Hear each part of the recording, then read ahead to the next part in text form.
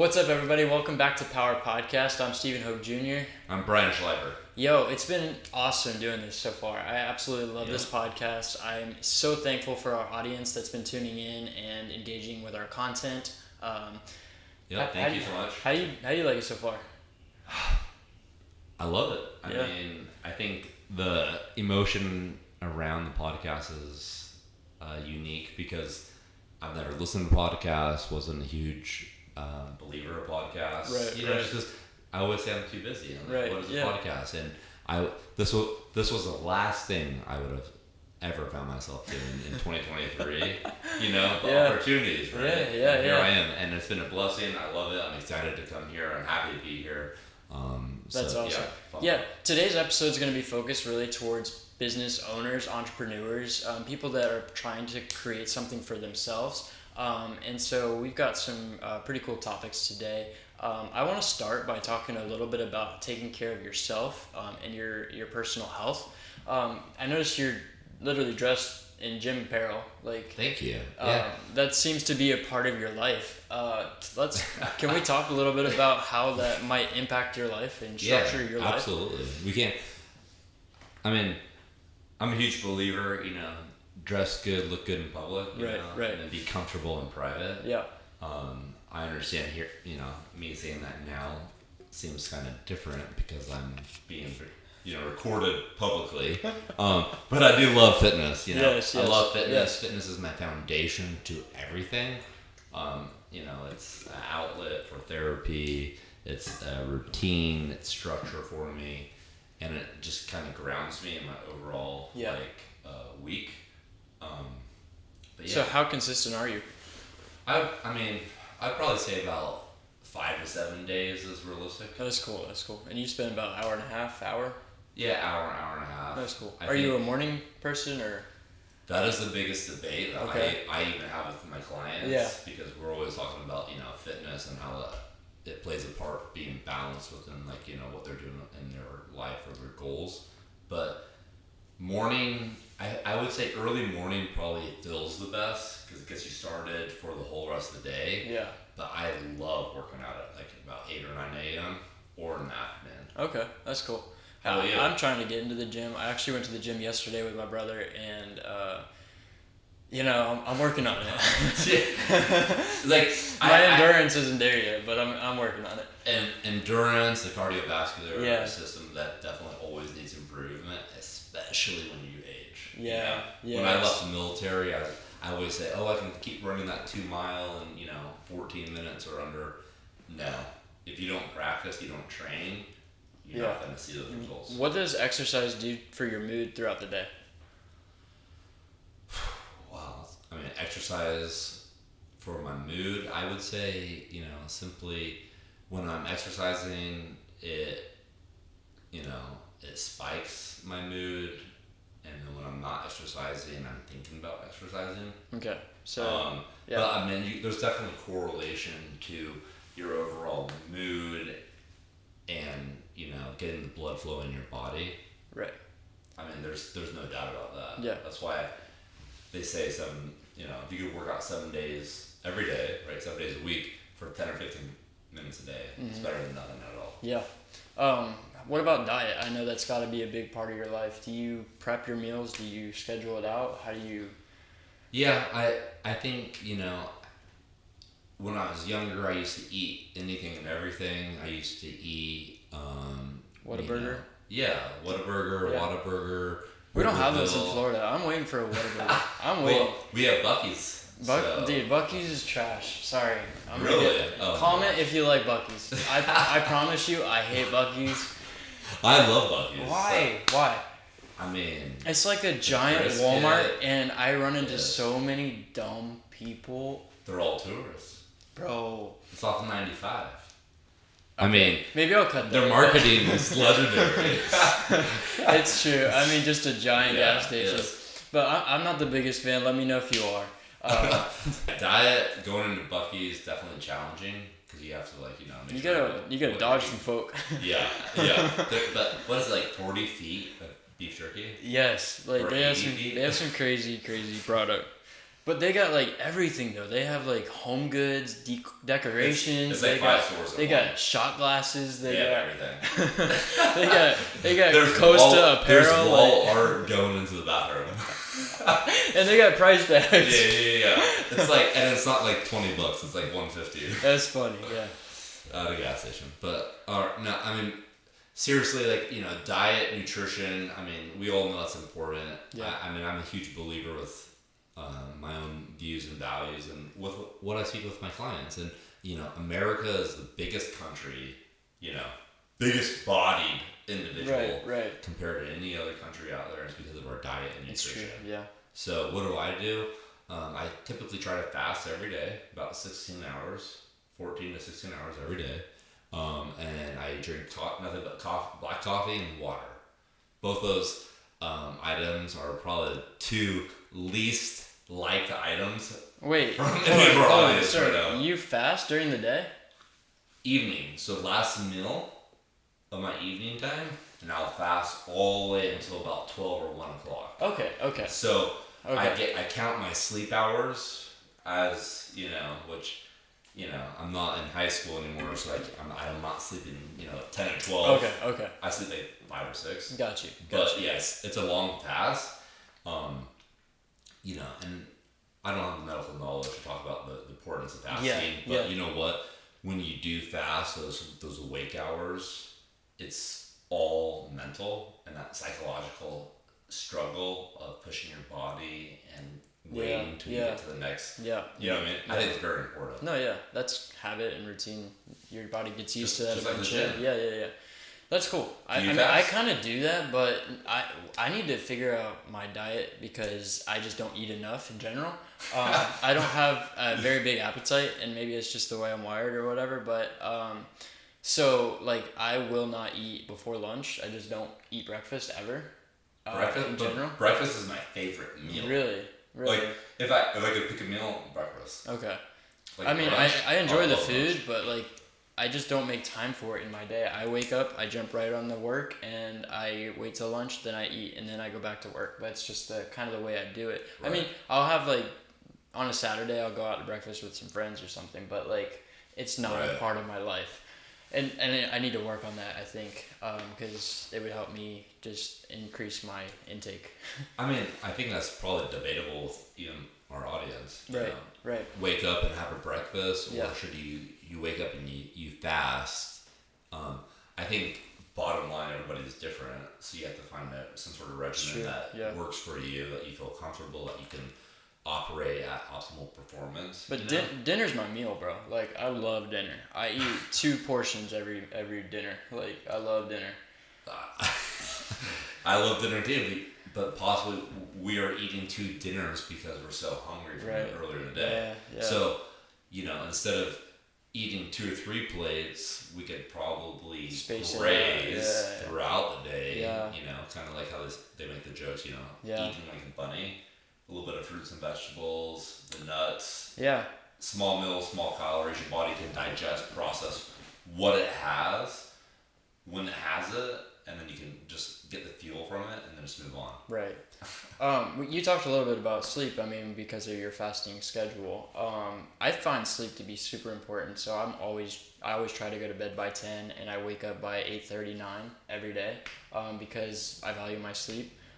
So I do get a lot more sleep than you apparently. 11, 10 hours. Yeah. But I think that it is important to be well rested, to clear your mind, and to just be, you know, you're recharged every day. I think that's important. Yeah. I mean,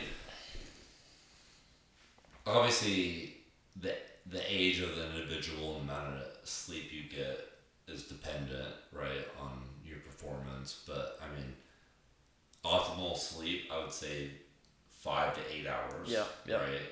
I feel like myself personally 6 to 7. I've seen online Donald Trump. He sleeps 3 hours a day. I don't know how. That's insane, bro. 3 hours. 3 hours, and his butler's like verified. Like that's what he does. His butler's. Well, yeah. I mean, he just 24 hours in a day. You know, there's a lot of tasks that require our attention. You know, the more we sleep, the more those tasks sit on the back burner. And if you're like me, I mean, my list grows by the day, and if I'm not actively working on those tasks, they're constantly piling up. Yeah, it's true. And then it gets overwhelming. And then that creates stress on our emotional and our physical, and then we get sick, and then it backs up our work schedule, and then the list goes on. It's true. Yeah. So, what is the optimal sleep? I mean, I think it's just having schedule. I think schedule is so important. Just like your diet's a schedule, your exercise is a schedule, your body gets used to it, your sleep is a schedule, your body gets used to, your work time and your focus time is a scheduled portion of your day. And if you live that way for a period of time, your body gets used to it, you get used to it, and you live that way. And at that point, once you're focused and you have that in place, then you know this is the time that I have all of those things to take care of and get complete, and you do that. Yeah, I mean, I don't sleep 3 hours away or 3 hours. Yeah, a day. Boy's a legend. Yeah, I mean, like DT himself. But is that a real acronym for him? I don't know. DT. PDT. President Donald Trump. Yeah. But no, I mean, I honestly aim for about 5 or 6 hours. That's good. That's healthy. That's good. It's reasonable for mid-30s. But I mean, I do think about it myself. I mean, if I'm sleeping, I'm not completing tasks, and I mean, that's something I struggle with, and I know struggling with anything can be challenging. Yeah. And when it comes to health, our balance of what we're doing with our sleep, our diet, our workload, our goals, there's so many important topics to talk about. But really, I would say one thing I struggle with the most is doing too much. Putting too much on your plate, committing to too much. I mean, my plate must be at least 48 inches wide. I mean, it's not even a dinner plate, man. You can't even serve it to someone because if you try to give it to someone will look at it and say, no thanks. Mm-hmm. But that's what I do to myself. Yeah, that's crazy. Back to overall having healthy habits, nutrition, diet, sleep, exercise, all those different types of things are important, and I apply them to my daily life every day, and I at least voice them to my clients.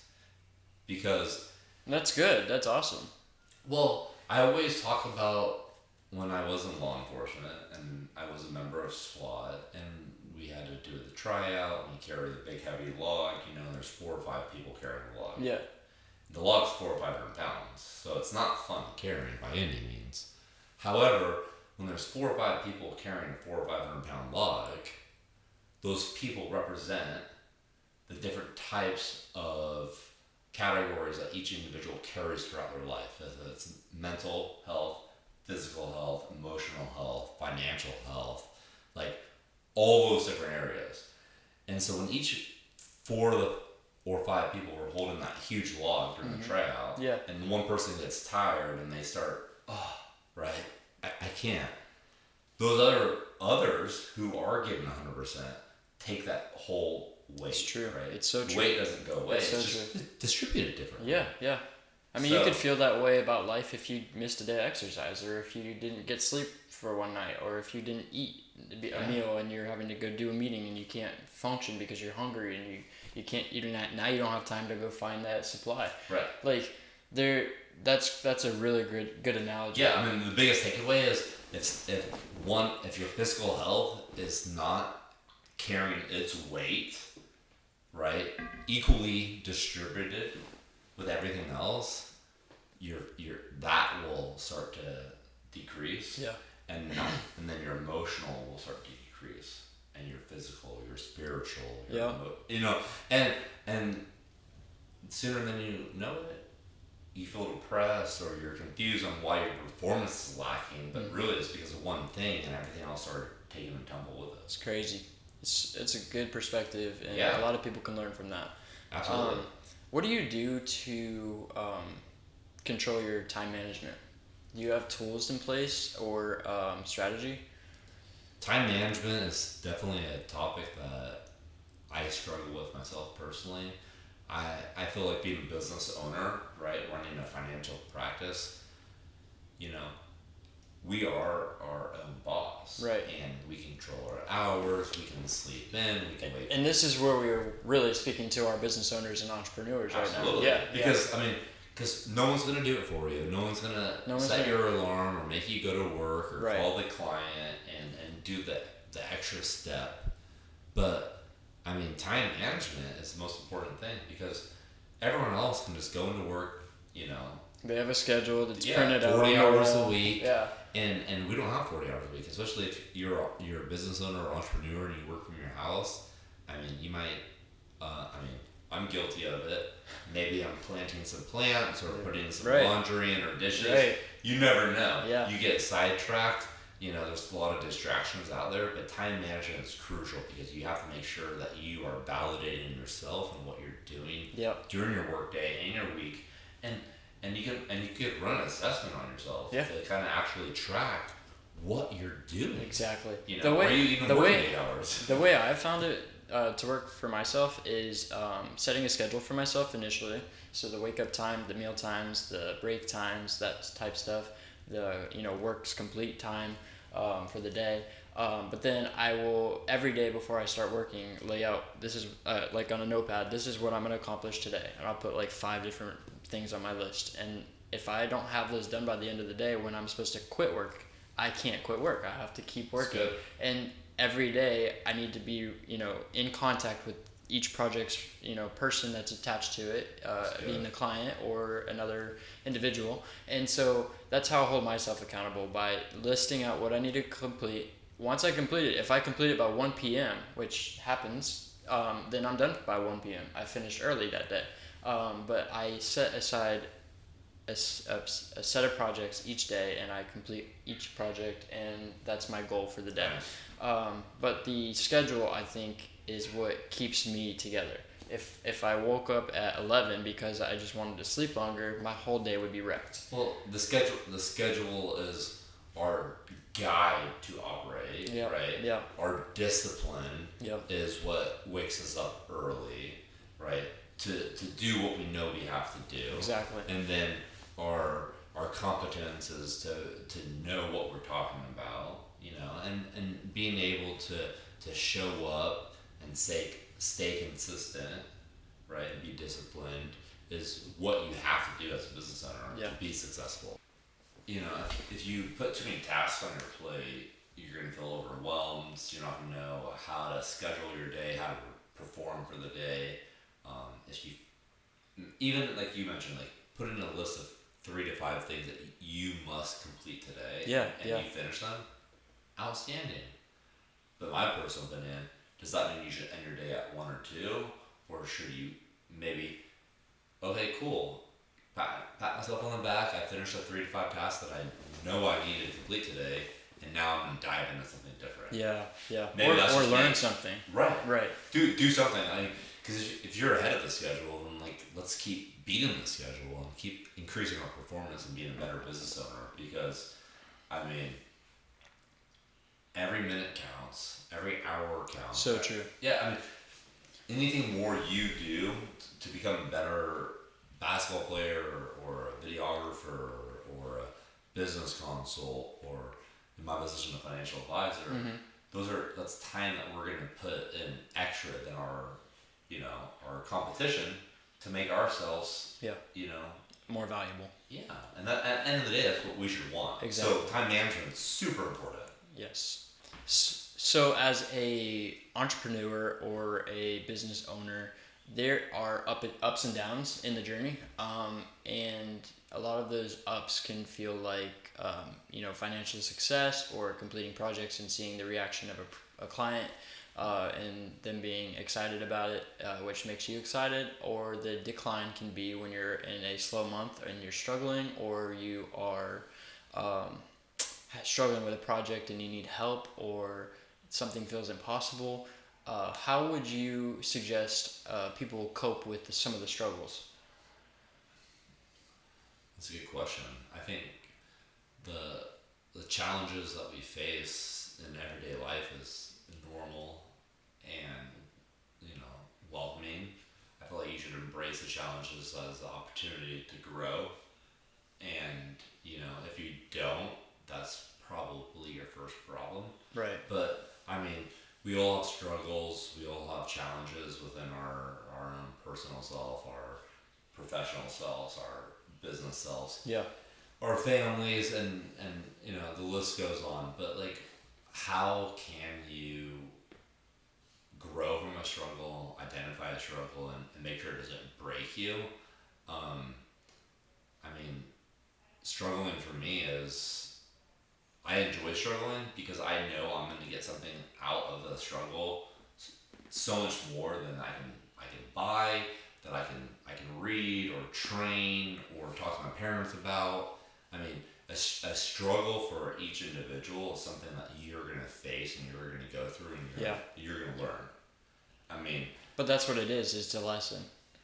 Right. That's the coolest thing about it. Yeah, it's a priceless lesson that you can take as a lesson and learn from and grow from and incorporate in the future. One of the ways that I deal with this specific topic is having a mentor, having someone that has done what I'm doing and can give me advice through my journey, and that has been so valuable to me. Just being able to almost vent, talk about what I'm dealing with, but then hear their feedback and be like, okay, so that just helped me find the next step in my getting out of this struggle or getting out of this pit. Well, of course, yeah, because so we can't, the struggle you've done, they probably have already felt the same struggle before. Exactly. Because they've already done what you've done. So to ask questions to peers that are in your same industry, so important. Highly encouraged. 10 out of 10 recommend. Yes. I mean, if I'm in the finance industry, which I am, you know, if I have a question or something, a challenge, a struggle, or something, I should seek guidance or someone who's been doing it for so long, because there's a high probability that what I'm facing, someone else has already faced, and it's going to be a quick answer. Yeah, that's good. There's just more value in a conversation with somebody than you can find in a book or on a YouTube video or things like that, because they have personal experience and they will be personal with you. So you'll just learn more. You'll learn quicker. It depends on the person, really, but it works. It works for me. There's some folks definitely love reading. They get a lot out of that. But I mean, there's definitely balance, right? Like you should pursue the academic side and read and self-teach yourself, and combine that with actual, you know, professional, you know, practical exercise. You know, you're actually performing the task and practicing whatever your skill set is. But you know, a lot of these conversations that we're talking about today is for, you know, business owners and entrepreneurs. Yeah. Because if you're just going to a job and hitting the time card, you might. But even just listen, you might. But to those people that are at a job where it's a 9 to 5 and they have their assignments, do your best to do your best. Be there and perform. Be the best employee on the clock whenever you clock in. You should always do your best. See the hardest worker. How can I work as hard as them, if not harder? How can I? It's not to impress anybody, but it's just to be valuable. If you're at a job and you're hired to do something, do it to your best ability, and people will notice that. You'll get promoted. You'll get to the next opportunity in life. How many times does life just automatically present its opportunity to you? Most of the time, it's because somebody saw something in you, or they. Yeah. It's cool, but I'm sorry. No, I mean, I was just saying, the time management is super important, because so many different things rely on it. You know, you gotta squeeze in your 8, 12, 14 hours of work. You know, your gym. Which I know we talk about the health and nutrition. I use the gym as my outlet. However, you know, yoga's great. Golf is running, golf. There's tons of outdoor activities, especially being in Florida, that you can still pursue to get that 5 to 7 days of, you know, exercise, the increased cardiovascular endurance, and just getting the overall blood flowing to the point where your body feels more lively. You can perform in a, you know, more optimal way. But, you know, back to the struggles, you know, outside of the time management, you know, we all have time problems, we have budgeting problems, we have reaching our goals. We could have, distractions. There's all sorts of struggles. I mean, even just the past week or two. I mean, since we've filmed last. I mean, traveled to North Carolina. We had tons of. I mean, just to make a trip, right? I mean, you have to look at your whole week and say, well, how can I get 30, 40 hours in X amount of days so I could take off at X, 1 or 2 days to do something fun. And all that is time management and determination, focus, in devising a plan. Yeah. And a plan is very similar to your business plan or plan for the day or tasks, goals list, whatever it may be. But if you don't think about it, if you don't actually go out of your way to make something, some sort of strategic plan with an intent and a purpose, with an outcome, you might find yourself wandering or confused on where you're at. It's true. Actually, one of my points I wanted to talk about today is a lot of people, when they create a business as an entrepreneur, will have a vision and they'll be straight ecstatic about it. Like, it's their everything. Then they complete their vision and they just get comfortable. How do you go from being a visionary to being comfortable to igniting a new vision or thinking beyond what you created initially to create something bigger? Like, so. Well, I would say, like, to me, a vision, right, is you yourself. You're looking into, your own field of view or your imagination, right? Yeah. You're looking so deeply into something where you're finding a vision that's so compelling, that warms your heart, that inspires your soul, that literally has such an increased gravitational pull to your inner self, which we talked about last episode with Justin about finding ourselves, our purpose. Yeah. Which was amazing. Justin was absolutely inspiring. He's so thankful for having Justin. Yes. I'm sure we're gonna have him back. Yeah, for sure. But to understand your purpose and the vision is the first step, right? And the vision will hit the horizon. And the way I explain it is, if you have a vision for your business or anything, that vision should be the number one most important thing that actually guides you daily, because your vision is why you do something. Mm-hmm. Your vision will always change in the sense of when you reach it, it doesn't end, it just continues, because your vision doesn't change, because your vision will always remain the same. Maybe it will modify. Right. But your vision will get you to where you want to go, which is the horizon. Yeah. But the fun thing is there's always a new horizon. A lot of times there's a chase toward a vision, and that it actually ignites excitement and just drive for a person. But I feel like a lot of people can end up just getting comfortable once they reach that goal. Of course, and especially when you gotta snap right and create a new one. Instantly. Or you're gonna be stuck for a minute. And so to anybody that struggles with that in the moment, maybe you did complete something, just really be creative, like focus on what's next for you. I just feel like for some reason I'm supposed to encourage that. So. Yeah, I think the reason why you feel like that is because it's so easy for us to have an idea or a vision where we feel like it's right or it's easy or maybe it's hard, and then we get there and then we stop and then we feel comfortable. But I mean, to me, some visions are easily obtainable and some are more challenging. It's true. And if you're fulfilling your vision or you reach it, why would you want to stop? Because once you stop anything, that's when life ends. So if you reach your vision at 20 or 70, your life is ending. Yeah. And to me, life's already so short. We're here for a small glimpse of time, and I want to actively pursue my vision, my goals, impact my community, make a difference. Just do something more than the average person, which is why I take such pride in being a business owner and entrepreneur, is because we don't have to go to work for someone else and just clock in and do 40 hours and not necessarily care about how we do or what we do. Everything we talked about today with our health, But your outcome as a business owner or entrepreneur is based off your performance. Of course, that's why some businesses fail. They don't have business plans. Yep. They don't understand how health and nutrition and fitness and adversity through challenges, realizing how each thing really plays a part in the next. Yeah.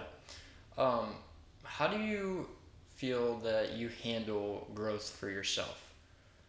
Do you find it encouraging, or how does it? Yes. Yeah. Yes. I think growth, much like we spoke about with challenges create growth. I feel pretty confident to say that I've experienced more challenges than the average person my age. Yeah. Right. Yeah. Which maybe the reason why I have a unique perspective or exactly thought process on how I live and what I do. But growth, yes, the number one most important thing, you should grow daily. I mean, I have friends. Well, as a business, so. Well, there's personal growth, professional growth, right. business growth, right. and there's all types of growth. Mm-hmm. You need to grow in all those different areas simultaneously to reach your potential. Those goals all carry a vision with it, and the vision will carry all those different attributes that make someone unique, right? The dedication, the goal orientation, showing up every day, having a work ethic, enjoying the passion that drives you. But growth to me is the most important thing, because I want to grow every day, because every day is an opportunity to better myself. Yeah. To make myself better for the next day. It's better for my children, better So for true. my clients, Yeah. better for my business. And on the hard days when you're not growing, you have to look past the struggles. If you had a bad day, you have to take that as a lesson, like we talked about before. Use that to push forward and grow past that. So every day is something to learn from. Everything you watch is something to learn from. There's wins and loses every single day. Take everything you experience every day with the win and lose. Yep. The loses are not necessarily losses. The wins are wins, which still create growth and still give you the ability, if you seek to refine yourself and make yourself a better winner, right? Exactly. That's what creates champions. Yes. Now, if you lose, the L doesn't stand for loser, it stands for lesson, right? If you lose, you make that a lesson. How can you improve yourself? What do you do differently? What did you do this time? Why did this happen? If you don't ever ask yourself those questions, if you don't ever look into something on why you lost, why you won, what was the spread between the win and the lose? We should always seek growth and better ourselves. Yes. Yeah. That's good. Yeah. It's something that's, fundamentally crucial for someone's upbringing. Some learn it when they're children, some learn it when they're in their 20s or 30s. I teach growth to my clients because I grow their investments. It's true. And growth comes in many shapes and forms and whatnot. And, if you're growing your personal self, if you're growing your business, within the business aspect, you could, some business owners want to grow their business. Some businesses want to sustain their business, but they want to grow other things. Yeah. So you can't always break down what that is, but growth is essential. Another thing I want to talk about is communication. Communication is so important as a business owner. If you're dealing with clients especially, and you have to communicate your progress on your project or your schedule in general, with when you need to speak with them, or maybe a topic that you're discussing that you might have missed a point on. All of these things can come back on you as a business owner, and can make you have a negative image, and so that can impact your growth. A lot of times I think people miss or just disregard the fact that they don't handle communication all that well. Well, I think Florida as a whole honestly has horrible communication. It's kind of true. Yeah, because like where I come from, up in Portland, like communication seems. I've had this problem as a business owner myself, where I will communicate over the phone my message or what I need to share or who I need to tell something to. But if it's not in writing, a lot of times it gets forgotten. So the biggest lesson I think I've ever learned in my business was the importance of emailing them after a phone call, following up with exactly what was said so they know what you're talking about. It's in writing so they can't say you didn't say that or you didn't mention that or something like that. That's just going to keep you from ever getting into that position of where you can look bad as a business owner. I think it's important. Yeah. I mean, just another step of growth, right? Yeah. You live and you learn.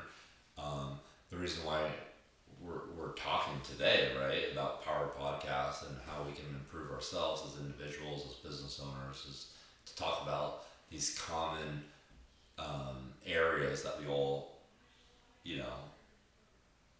talk about, need, require, struggle with. I mean, the stuff that we're talking about today are things that we can all improve on. And even if you're the best, you're probably not the best. I think I'm pretty good at a lot of things, and I know I always have to improve. Yeah. To a fault. Yep. But I mean, back to what you said, communicating in Florida, communicating to anywhere, right? It's super crucial for your business. It is. It's so important. We're here in Florida, so I mean, it's funny because I just feel like being in Florida, no one communicates. It's just kind of it's just different territory down here. But really communicating to your clients, right? Letting them know what's going on, what the next step is, because they're just like us. They're clueless, and they're probably busy as heck. Yeah, and depending on your service, they might not even understand what you're trying to communicate. Especially me, right? Yeah. I mean, finance. I mean, I would say 9 out of 10 clients I speak with, or potential clients, say that financial language is like a foreign language. Yeah. I mean, it's true. You start dropping some of the acronyms, and people are looking at me like I have 22 heads. And I don't, do I? No, you don't. Thanks. You got one.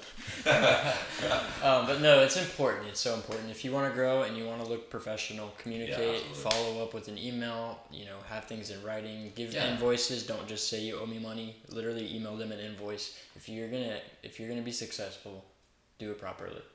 Yeah, just grow yourself. Talk about all those different things or think about all the different areas that we spoke about earlier today, right? The health, the nutrition, having goals, being able to, have good time management, accept your challenges, know that they're normal, and grow. And understand that if you lose, it's just a lesson to grow more. Yeah. And the personal growth will show in the business growth, and the business growth will show in the personal growth. Both those two, areas really feed off each other. And even if you don't have a business owner, the growth in your personal area is just as important.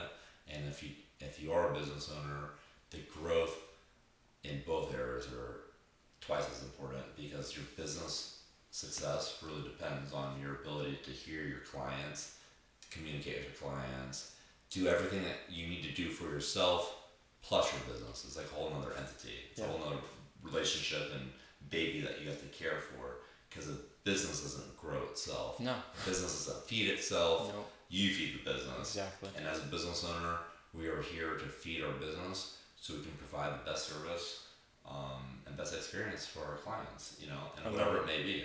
Yep. So true, so good. I hope you guys could learn something from today's episode. We covered a lot of topics, a lot of personal topics, a lot of business topics. I think it was a very educational episode. If you have any questions about anything we've said about the health, nutrition, diet, growing, any questions, please comment. Like, subscribe. Let us know what your thoughts are so we can, better respond, PWR Podcast. Improve.